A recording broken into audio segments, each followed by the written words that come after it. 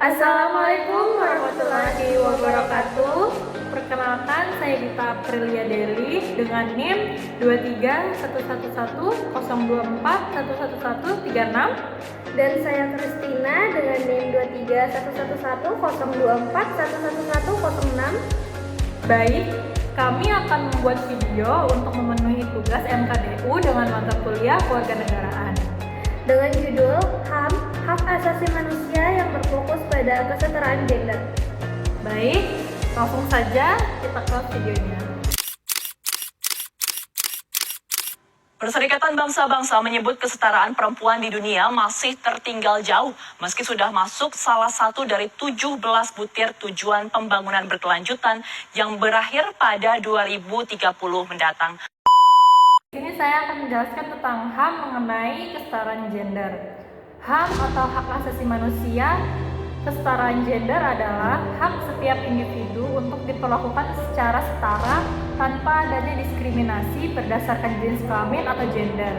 Ini mencakup hak untuk mendapatkan kesempatan yang sama dalam berbagai aspek kehidupan, seperti pendidikan, pekerjaan, kesehatan, dan partisipasi politik, tanpa dibatasi oleh norma atau stereotip yang mengarah pada ketidaksetaraan antara pria dan wanita atau antara gender lainnya. Secara lebih spesifik, HAM kesetaraan gender menekankan pada upaya untuk menghilangkan ketidakadilan yang disebabkan oleh perbedaan gender, serta untuk memastikan bahwa hak dan kebebasan individu dihormati dan dilindungi tanpa memandang apakah seseorang itu laki-laki, perempuan, atau berada dalam identitas gender lainnya. Prinsip ini juga termasuk pemberdayaan perempuan, perlindungan terhadap kekerasan berbasis gender, dan memastikan akses yang sama terhadap sumber daya dan peluang. Selanjutnya ada undang-undang yang mencakup HAM kesetaraan gender. Pertama, Undang-Undang Dasar Negara Republik Indonesia 1945. Pasal 27 ayat 1, setiap warga negara Indonesia memiliki kedudukan yang sama di hadapan hukum dan berhak atas pekerjaan serta penghidupan yang layak. Pasal 28B ayat 1, setiap orang berhak membentuk keluarga dan melanjutkan keturunan melalui perkawinan yang sah. Pasal 28I ayat 2, tidak seorang pun yang boleh diskriminasi atas dasar apapun, termasuk gender. Pasal 28C ayat 2, setiap orang berhak untuk ikut serta dalam pemerintahan. Undang-undang yang kedua yaitu Undang-Undang Nomor 39 Tahun 1999 tentang Hak Asasi Manusia. Undang-undang ini merupakan dasar hukum yang menjamin dan melindungi hak asasi manusia di Indonesia, termasuk hak-hak yang berkaitan dengan kesetaraan gender. Pasal 6 mengatur tentang hak hidup, hak kemerdekaan pribadi, dan perlindungan terhadap diskriminasi berdasarkan ras, jenis kelamin, dan agama. Pasal 7 menyebutkan bahwa setiap orang berhak untuk diperlakukan dengan setara dan tidak diskriminatif. Selanjutnya yang ketiga ada Undang-Undang Nomor 23 Tahun 2004 tentang penghapusan kekerasan dalam rumah tangga atau PKDRT. Undang-undang ini memberikan perlindungan hukum terhadap perempuan dan anak yang menjadi korban kekerasan dalam rumah tangga. Pasal 5 mengatur tentang perlindungan terhadap perempuan yang mengalami kekerasan fisik, psikologis, seksual, atau penelantaran ekonomi dalam rumah tangga. Undang-undang ini penting untuk mendukung kesetaraan gender dengan memberikan perlindungan terhadap perempuan yang menjadi korban kekerasan. Selanjutnya ada undang-undang yang keempat yaitu Undang-Undang Nomor 13 Tahun 2003 tentang Ketenagakerjaan. Undang-undang ini bertujuan untuk memberikan perlindungan hak-hak pekerja termasuk kesetaraan gender di tempat kerja. Pasal 5 ayat 1 menegaskan bahwa setiap pekerja berhak mendapatkan perlakuan yang sama tanpa membedakan jenis kelamin, status pernikahan, atau diskriminasi lainnya. Pasal 88 mengatur tentang perlindungan terhadap perempuan yang bekerja, termasuk hak cuti melahirkan dan perlindungan dari diskriminasi gender. Selanjutnya yang kelima, Undang-Undang Nomor 21 Tahun 2007 tentang pemberantasan tindak pidana perdagangan orang. Undang-undang ini memiliki tujuan untuk melindungi hak perempuan dan anak-anak dari eksploitasi dan perdagangan orang yang seringkali terjadi karena ketidaksetaraan gender.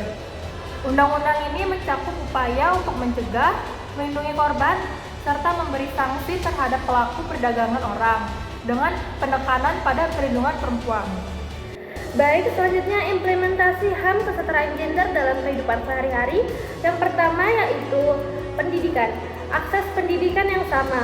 Laki-laki dan perempuan memiliki kesempatan yang sama untuk mendapatkan pendidikan dari tingkat dasar hingga perguruan tinggi. Sebagai contoh, banyak perempuan yang kini menempuh pendidikan tinggi dan mengejar karir di berbagai bidang, termasuk bidang yang sebelumnya didominasi oleh laki-laki seperti teknologi dan ilmu komputer. Beasiswa untuk perempuan. Banyak program beasiswa yang diadakan oleh pemerintah atau lembaga swadaya masyarakat untuk membantu perempuan, terutama di daerah terpencil atau memiliki latar belakang kurang mampu, agar mereka bisa mengakses pendidikan lebih tinggi. Kedua, ketenaga kerjaan. Upah setara untuk pekerjaan yang sama. Pemberian upah yang setara antara laki-laki dan perempuan yang bekerja di posisi yang sama dengan beban pekerjaan yang setara. Beberapa perusahaan telah mengimplementasikan kebijakan untuk mengatasi kesenjangan upah antara laki-laki dan perempuan. Kesempatan karir yang setara. Banyak perusahaan yang mulai memberikan kesempatan yang sama bagi laki-laki dan perempuan untuk naik jabatan atau menjadi pemimpin di dalam perusahaan. Contoh nyata adalah perempuan yang kini menduduki posisi manajerial atau direktur di berbagai perusahaan besar. Pekerjaan yang mendukung keseimbangan kehidupan pribadi dan karir. Banyak perusahaan yang menyediakan kebijakan cuti melahirkan yang setara untuk laki-laki dan perempuan, serta fasilitas yang mendukung pekerja perempuan, seperti ruang menyusui di tempat kerja. Poin yang ketiga yaitu kehidupan sosial. Partisipasi politik perempuan. Adanya peningkatan jumlah perempuan yang terlibat dalam politik, baik sebagai anggota legislatif, eksekutif, atau dalam posisi-posisi penting lainnya. Contoh, pemilihan kepala daerah yang semakin banyak melibatkan perempuan sebagai calon kepala daerah, serta meningkatnya jumlah perempuan yang terpilih sebagai anggota DPR atau DPRD. Kebebasan untuk berpendapat. Perempuan dan laki-laki memiliki kebebasan yang setara untuk menyuarakan pendapat mereka di ruang publik, baik dalam media sosial, demonstrasi, atau forum-forum lainnya tanpa takut akan didiskriminasi berdasarkan jenis kelamin. Baik, mungkin itu saja penjelasan dari kami. Kurang dan lebihnya kami mohon maaf. Wassalamualaikum warahmatullahi wabarakatuh.